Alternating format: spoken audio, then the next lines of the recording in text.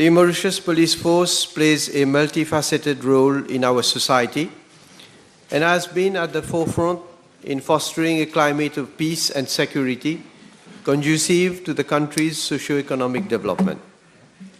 In fact, the police, as guardian of law and order, have at all times ensured the safety of the population, the social stability and harmony in the country.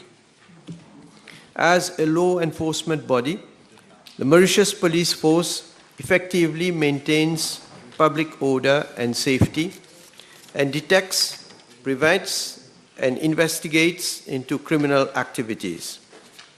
As per Section 9(1) of the Police Act 1974, the main responsibilities of the police are to, and I quote, preserving the public peace, preventing and detecting offences, apprehending persons who have committed or who are reasonably suspected of having committed offences, regulating processions and gatherings on public roads and in public places or places of public resort, regulating traffic and preventing or removing obstructions from public roads, preserving order in public places and places of public resort, at public gatherings and assemblies for public amusement, assisting in implementing health,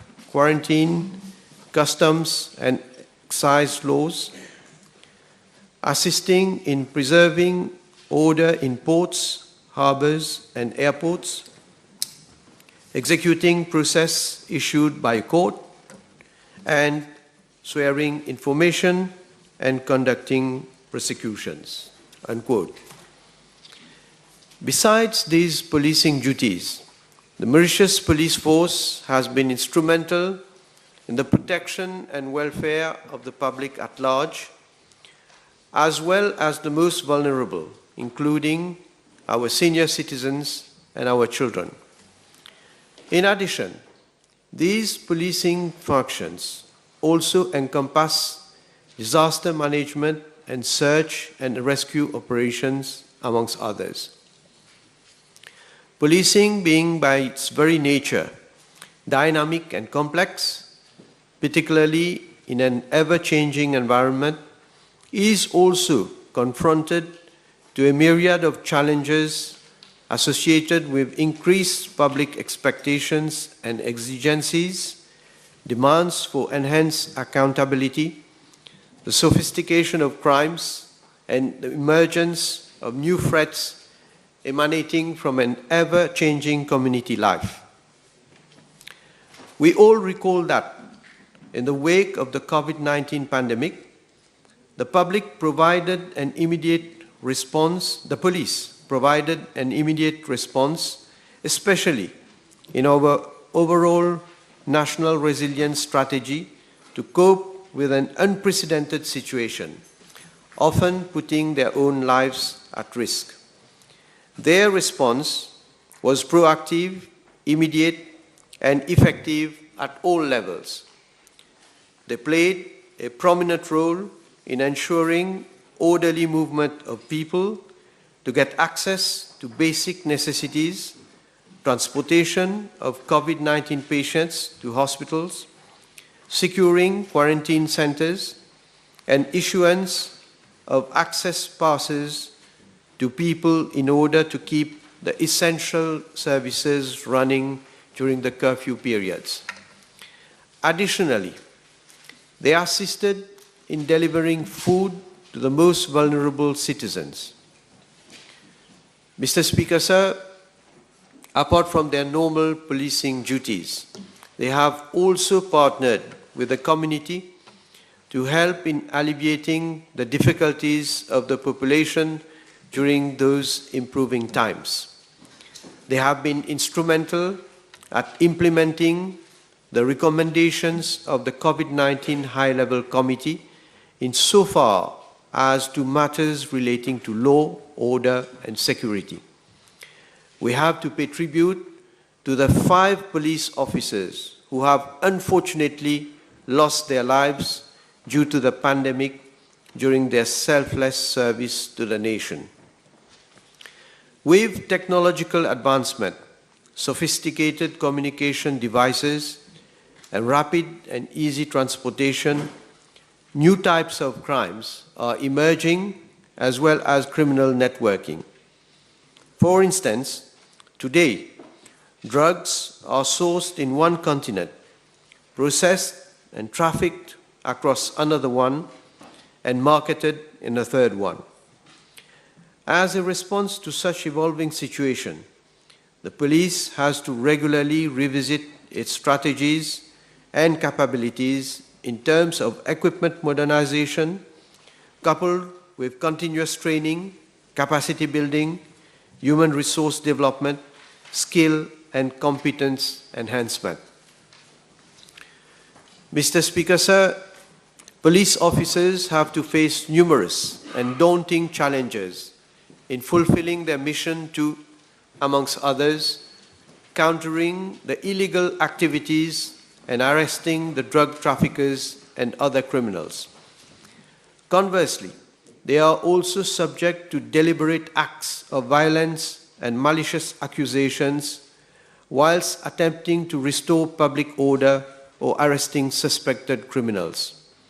They are constantly in danger during search and rescue missions and also being run over by careless motorists and when quelling disorders, amongst others. The relentless fight against drug traffickers is not limited to police action inland, but also covers the maritime environment, which by its very nature is prone to risk and hazards. This fight, which primarily rests on prompt action by the police, particularly the ADSU, has inherent risks endangering lives of not only the police officers, but that of their families, who are often subject to threats. Police officers often put their life at risk in order to protect the citizens, and a number of them have made the ultimate sacrifice in the line of duty. There have indeed been instances where they have become casualties or even lost their lives in the performance of their duties. As such, with regard to Part A of the question, I am informed by the Commissioner of Police that since 2015 to date, 5 police officers have unfortunately lost their lives whilst on duty as follows. 1. In 2015, whilst on patrol, Police Sergeant R.G. was run down along the motorway at Pai. He lost his life in the accident. 2. In 2018, Police Constable L.S.J.A. lost his life in a fatal road accident whilst on duty. 3. In November 2020, late woman police officer D.R. lost her life during a covert operation at Bouvalon Mall, Mayberg, while attempting to stop a car that was suspected to be involved in drug transactions. 4. In the year 2020, late police constable H.N. posted at the National Coast Guard, who was on a float patrol on board NCG boat at St. James Port, Agalega, lost his life when the boat capsized. And 5, in the year 2021, late woman police constable R.G. met with a fatal road accident whilst returning home after her tour of duty. Mr. Speaker, sir, with regard to Part B of the question, I am further informed by the Commissioner of Police that for the same period, 69 police officers have been seriously injured whilst on duty. The injuries sustained by the police officers are inter alia due to 1. Road accidents, 2. Assault of police officers whilst performing duty, 3. Gunshot, and 4. Whilst regulating unlawful assemblies. Mr. Speaker, sir, as stated in the Police Act, every police officer is deemed to be on duty when required to act as such, whether or not he is wearing the prescribed uniform, and has to perform the duties and exercise the powers conferred on him while he is on duty. In fact, police officers are often called upon to operate in situations which take a toll on their morale and their well-being. But despite these hardships, they continue to perform their duties diligently. Mr. Speaker, sir, all too often it has been observed that the police is subject to unfair criticism rather than being valued for the good work performed by them. More recently, there have been allegations of drug planting against some police officers in an attempt to discredit the police force. Fortunately, law-abiding citizens often praise the police for their work, and I'm convinced they will stand united to prevent some ill-minded people from spreading anarchy in our country. However, let me reassure the House and the population at large that my government has continuously been providing all the necessary support to the police to ensure that police officers are equipped and trained with the required resources and facilities to perform their duties safely and securely. The more so, I am informed by the Commissioner of Police that the Mauritius Police Force is implementing its police strategic plan 2022-2025, which has a strong component on the enhancement of the morale and motivation of police officers. The plan gives prominence to the improvement of the working environment, morale, welfare, and wellness of police officers.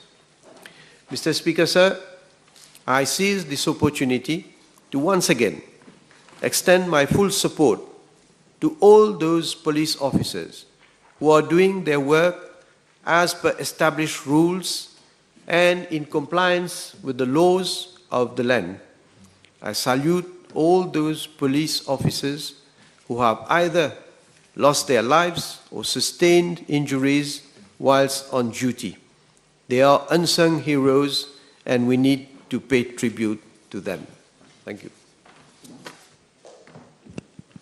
Thank you, Mr. Speaker, sir. With your permission, let me join the Prime Minister to thank all the police officers for the good work they are doing. Can the Honourable Prime Minister inform the House as to the number of police officers who has been attacked, injured or died during drug raids since 2015 to date? Yes, Mr. Speaker, sir.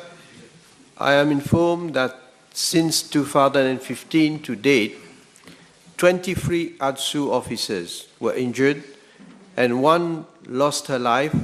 We all know the late WPCR during raids and other operations carried out in connection with drug cases.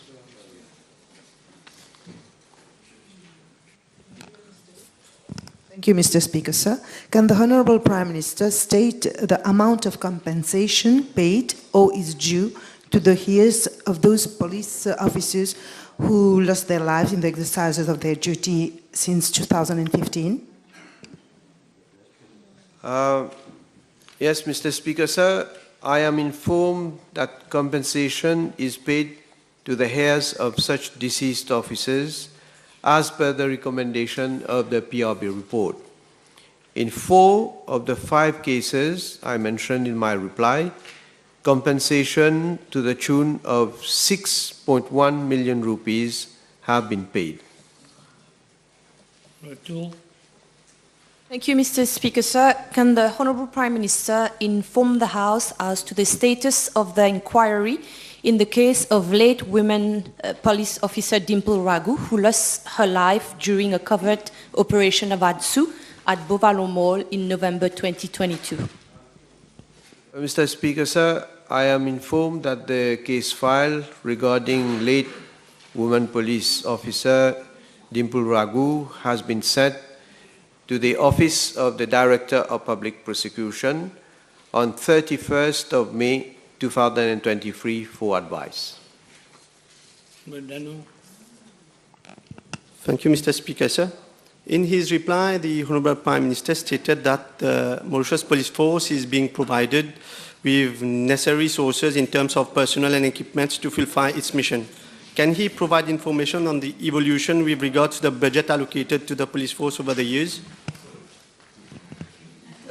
Mr. Speaker, sir, the budget allocated to the Mauritius Police Force has increased from 8.73 billion rupees in financial year 2014 to reach 11.8 billion rupees in financial year 2023-2024.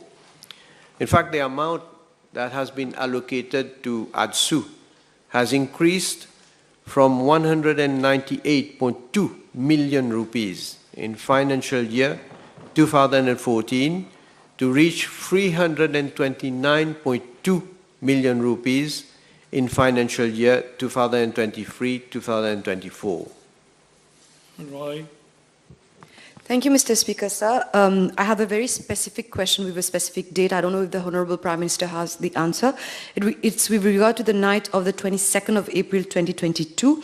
Can the Honourable Prime Minister inform the House as to the number of police officers who were injured on that specific evening on the 22nd of April 2022, where there were some politically instigated riots across at different places, where there was one also in front of the police headquarters of Port Louis. If ever the Prime Minister has the information, could he please provide the information to the House? Thank you. Yes, Mr. Speaker, sir. I am informed that during the riots mentioned... Can you have respect for the dead, please? Ils doivent avoir un peu de respect pour ceux qui ont, en cours de leur travail, ont perdu leur vie. Bad manner. Please continue. Oui, mais si vous allez aller Members of Parliament are paid, and so they should do their duty properly, not interrupt people from talking. Please continue. Mr. Speaker, sir, I'm informed that during the riots mentioned by the Honourable Member, 21 police officers were injured, including 3 police officers who were seriously injured. Moreover, there are 28 vehicles and 34 safe city cameras, and 2 police buildings were damaged. Thank you, Mr. Speaker, sir. Can the Honourable Prime Minister state whether there is any process that is followed in case a police officer sustains an injury whilst on duty? Mr. Speaker, sir, I'm informed that in all cases of injury sustained by police officers in the exercise of their duties, the concerned divisional commander and the branch officer convenes as early as possible a departmental board to be chaired by an officer not below the rank of inspector. The departmental board is called upon to record the exact circumstances of the accident, to obtain statements from the injured person and witnesses, to express an opinion as to whether the accident occurred while the officer was on duty and the accident was due to the fault of the officer. I am also informed that following the report of the departmental board, 8 duly filled copies of Police Form 8, together with the statements of the injured officer and witnesses, and copies of medical certificates are submitted to the Chief Police Medical Officer for the necessary follow-up. Thank you, Mr. Speaker, sir. As rightly pointed out by the Honourable Prime Minister, those police officers, they face real risk of injuries given the nature of their work. In 2021, the PRB has recommended for the setting up of a risk insurance scheme for police officers. May I know from the Honourable Prime Minister where matters stands with regard to the setting up of that scheme?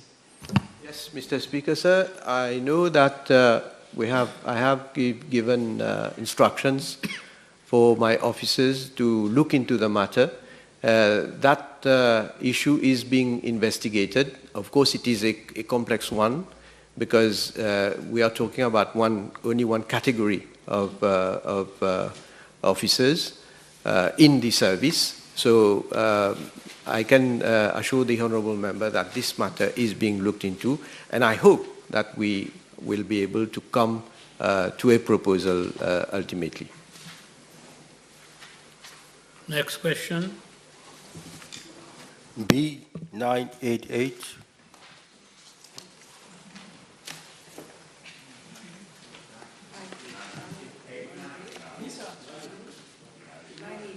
(989) you mean?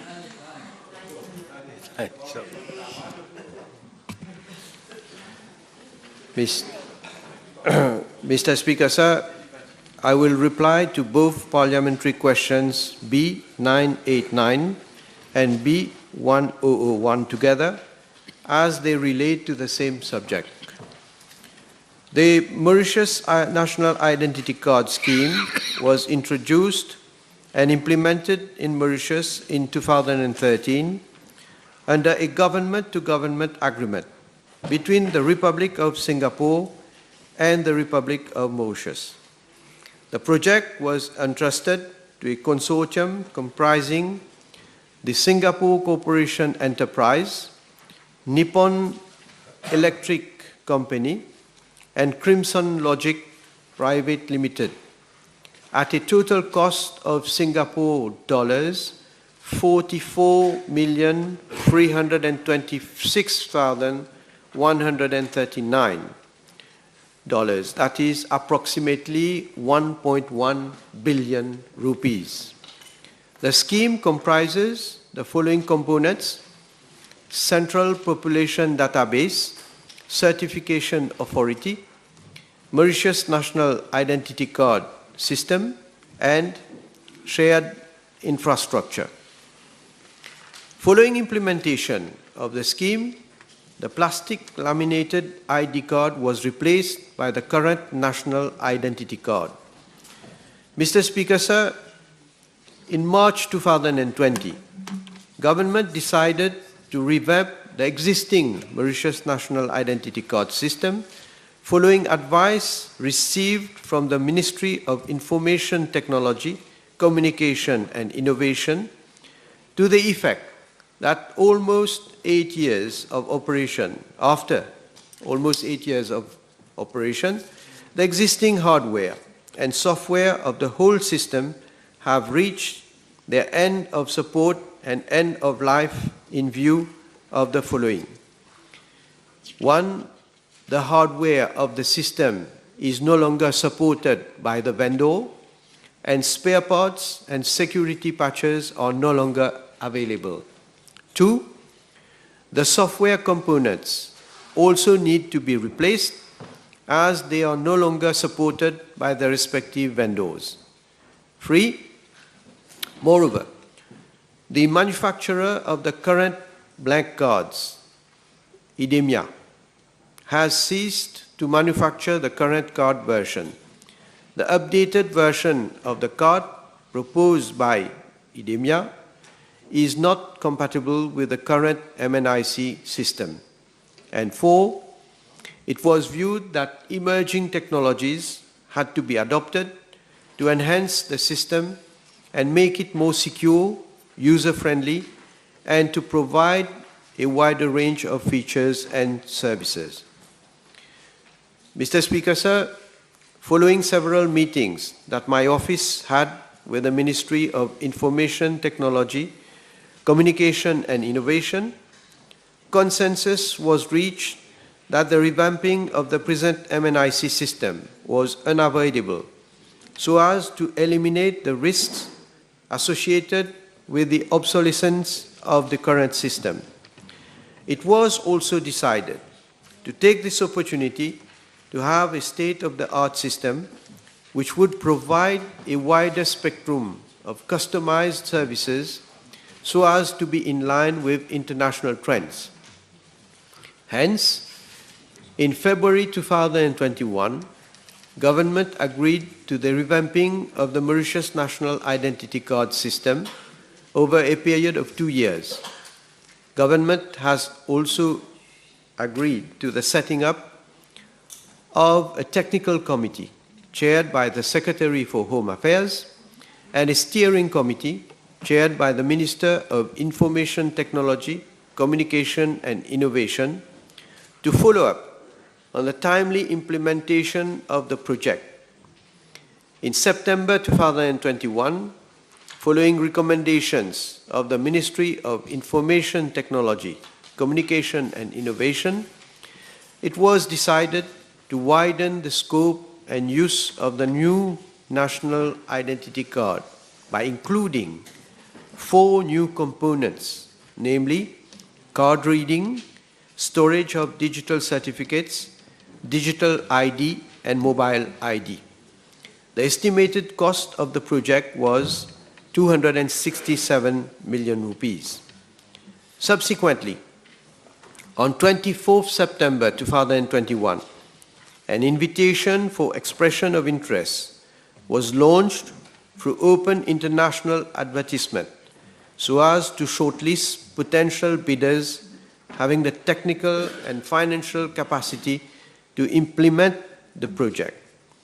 By the closing date of 25th October 2021, 16 applications were received and a bid evaluation committee was set up comprising representatives of my office, the Civil Status Division, the Ministry of Finance, Economic Planning and Development, the Ministry of Information Technology, Communication and Innovation, represented by the Central Informatics Bureau and the IT Security Unit, and the Forensic Science Laboratory to evaluate the proposals.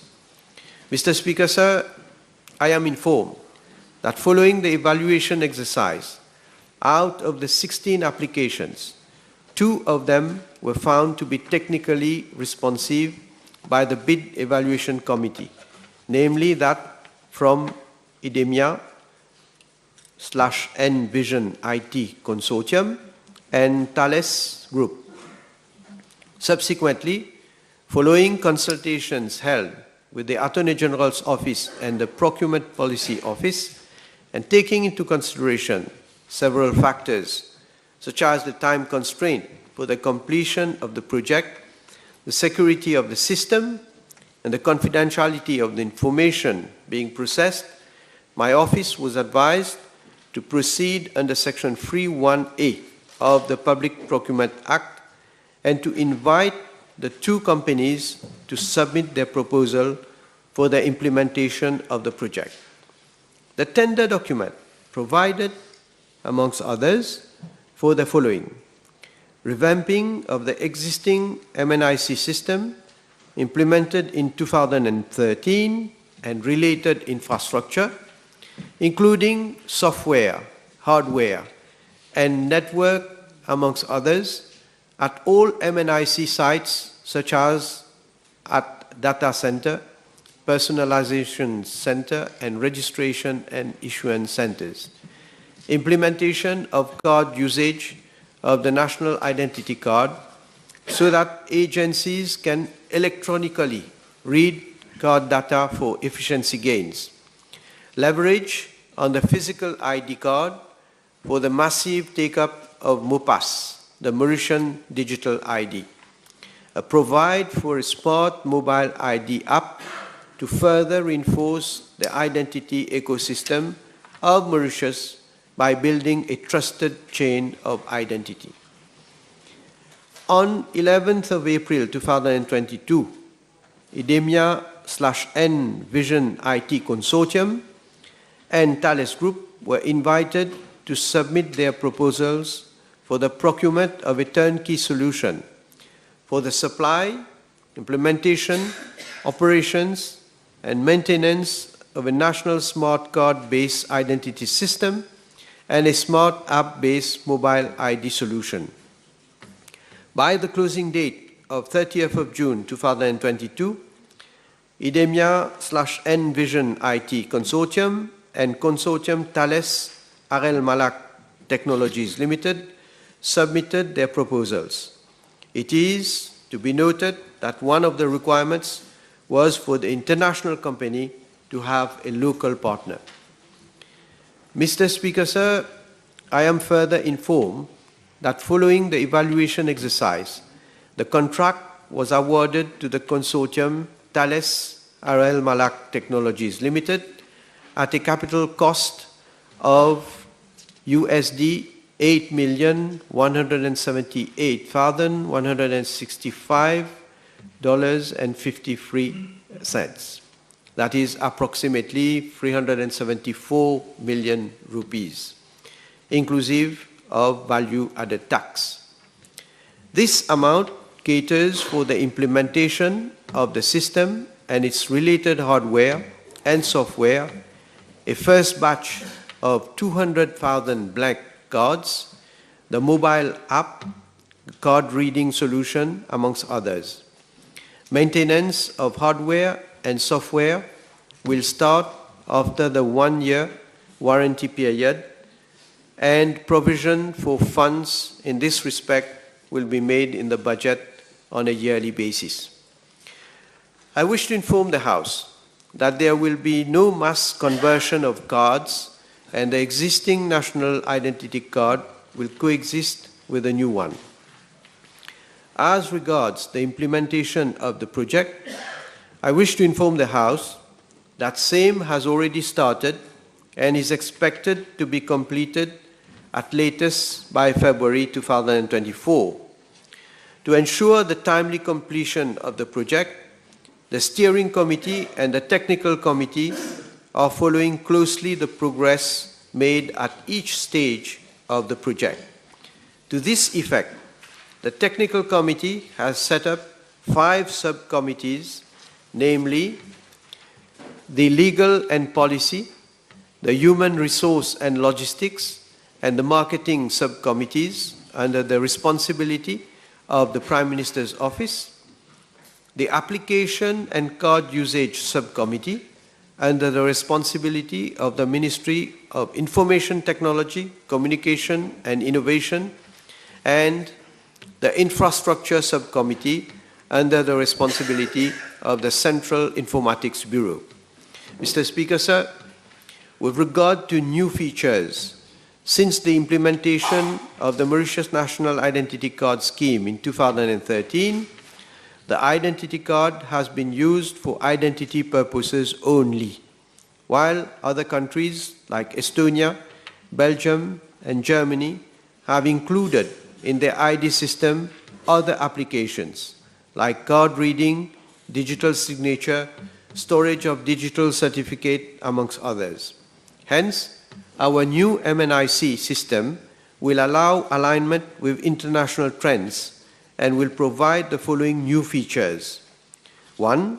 Storage of digital certificates in the chip of the national identity card, which will enable the card holder to digitally sign electronic documents and to prove his or her identity online. 2. Card reading, which will allow agencies to electronically read the national identity card. It will be possible for agencies like the Passport and Immigration Office, banks, Mauritius Post to use 2D barcode scanners or card readers to read civil data stored in the barcode and the chip of the card. This will be a major gain in operational efficiency and productivity for all agencies reading the card. 3. Provision will be made to provide all citizens applying for an ID card with a MoPass account, which is a digital identity issued by government, which can be used by the citizen for online transactions. 4. Provision of mobile ID, which is a mobile app that will allow citizens to use their mobile device as a form of secure electronic ID. In view of the prevalence of smart devices in Mauritius, citizens will be able to use their mobile ID in lieu of their physical ID as a proof of identity. And 5, inclusion of a digital wallet, which is a secure storage for digital documents on a mobile device. In this respect, the wallet will contain a digital version of the ID card, that is the mobile ID, which will also be used as identity proof. The relevant legislation is being amended accordingly for that purpose. Mr. Speaker, sir, with regard to additional security features that would be included in the new card, I am informed that the photograph on the card will be a color one, unlike the present grayscale one. A translucent window, embosses, and other features which can be read under UV light only. Mr. Speaker, sir, amendments are being brought to the National Identity Card Act through the Finance Miscellaneous Provisions Bill 2023 to provide for the setting up of a national identity card unit which will ensure the implementation of adequate security measures for all aspects of and related to the MNIC system, keep under periodic review the organizational and security measures implemented in relation to all aspects of and related to the MNIC system, cause independent security audits of the MNIC system to be carried out by an independent body, implement the recommendations made by the independent body having carried out the independent security audit of the MNIC system, and have such functions and powers for the administrative and functional efficiency of the organizational framework relating to the MNIC system. As regards possible future upgrading, I am informed that the digital wallet will be able to accommodate other digital documents such as birth certificate and marriage certificate. Discussions are ongoing between my office, the Ministry of Information Technology, Communication and Innovation, and other stakeholders to explore the possibility of storing other documents in the digital wallet. Thank you. Thank you, Mr. Speaker, sir. It is clear, according to the reply given by the Honourable Prime Minister, can the Honourable Prime Minister state the reason for that increase? Because initially, in 2022-23, it was announced that the project was 230 million that was earmarked. Can we know why that increase? Well, in fact, the capital cost of revamping the MNIC has been reviewed. Let me give details so that the Honourable Member will understand. In budget estimates 2021-22, I rightly said initial estimate of 230 million, the government agreed, therefore, to the revamping of that project. Now, this initial capital cost estimate of 230 million rupees were thus earmarked in the budget estimate of 21-22.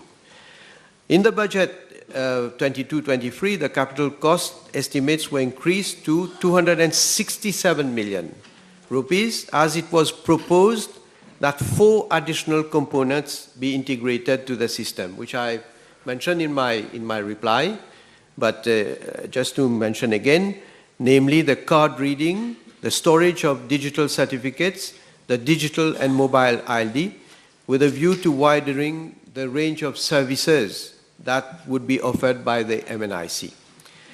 However, the initial offer that we received from the successful company, that is the consortium Thales Arel Malak Technologies Limited, amounted to 388.5 million rupees following the procurement exercise which I have mentioned also in my reply. As the procurement exercise was initiated, therefore it was agreed to increasing the capital cost to 388.5 million rupees. And Cabinet has approved on 9th of November 2022 for the increase of the project value and that the contract be awarded to the consortium Thales Arel Malak Technologies at a final negotiated price of $8,178,165.52 US, that is approximately 374 million rupees. Thank you, Mr. Speaker, sir. With regard to the present national identity card, can the Honourable Prime Minister provide information of the amount spent thereon from its implementation to date? Well, it's good to make members recollect. In his reply to the private notice question of the then leader of the opposition, that is Honourable Paul Béranger, at the sitting of the 30th October 2012, the then Minister of Information and Communication Technology informed the House that in 2009, State Informatics Limited launched a request for proposal exercise for the Mauritius National Identity Card project to 7 shortlisted suppliers, in line with Section 3.1 of the Public Procurement Act. They started with Section 3.1 of the Public Procurement Act, which provided that procurement is to be undertaken by the most competitive method of procurement available in all circumstances. 3 out of the 7 shortlisted bidders submitted proposals. The bid evaluation committee set up for evaluating the proposals recommended that the award be made to SAGEM for a value of 7,281,337.35 euros. That is equivalent to about 317 million rupees, taking the exchange rate at that time being 43.53 rupees. However, the then government decided to stop that exercise. Thereafter, it was decided to consider the possibility of implementing the MNIC project on a government-to-government basis with Singapore, which the then Prime Minister visited in September 2010. I don't know, his visit, he suddenly saw the card there and he said, yes, we have to implement it here. Yeah. Quiet donc. Reste tranquille donc. You're not Prime Minister, you're not former Prime Minister. Reste tranquille. Quiet. Écoutez. You are not yet a former Prime Minister. You were simple minister, not former Prime Minister. Not former Prime Minister. You are the Prime Minister is replying to a question. You have no right. This is lack of manners.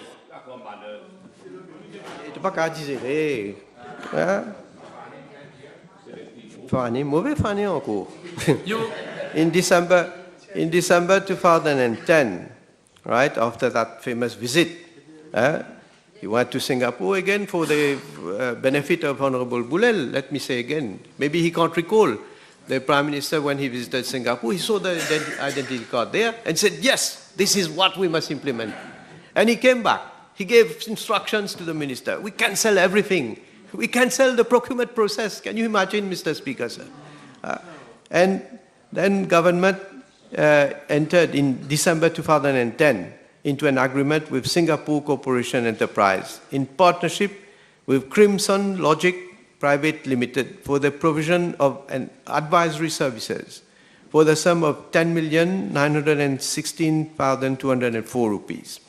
Subsequently, an agreement was signed between the Government of Mauritius and Singapore Corporation Enterprise on 17th of October 2012 for the implementation of the project by a consortium comprising Singapore Corporation Enterprise, Nippon Electric Electric Company at a cost of 1,111,256 rupees and 305. The then government made that deal secret. And again, it's good for me to make the members of the opposition to remind them the then deal that was signed, a non-disclosure agreement with the parties concerned. They are talking about non-disclosure agreement. With maintenance cost for the period October 2013 to September 2018, and costs for providing the cards, the total sum paid was 1,536,845 rupees and 112. So from September 2018 onwards, a contract was signed directly with Nippon Electric Company for third level maintenance of the MNIC system, and cards were purchased directly from the supplier Idemia at a total cost of 74 million rupees. So I think the question has been sufficiently canvassed. 15 minutes over. So I'll suspend the meeting, the sitting for 1.5 hours. But before suspending, let me announce that PQB 990, 991, 992, 993, 994, 995, 996, 997, 999, 1003, all these questions have been withdrawn.